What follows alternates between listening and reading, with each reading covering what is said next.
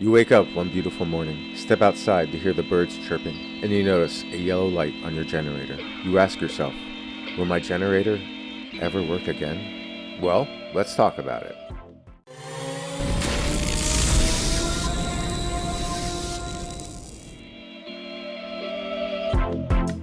Hey everyone, welcome back. Today we're going to talk about the yellow maintenance light on Generac and Honeywell generators, what it means, and how to remedy it.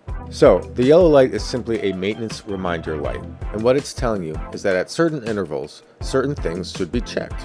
That's it, just checked. So for example, in this case, the display reads, inspect battery. This is simply a reminder to inspect the battery. Check the date on it, perhaps test the voltage. That's it. This does not mean the battery is faulty in any way. It is just a reminder to check on it. The process to clear this yellow light will be to press the enter button. The display will ask you if the maintenance service was performed. Then just press the enter button one more time to return to the main screen, thus clearing the fault and returning the generator to green. Let's go ahead and start the engine and give it a minute to run.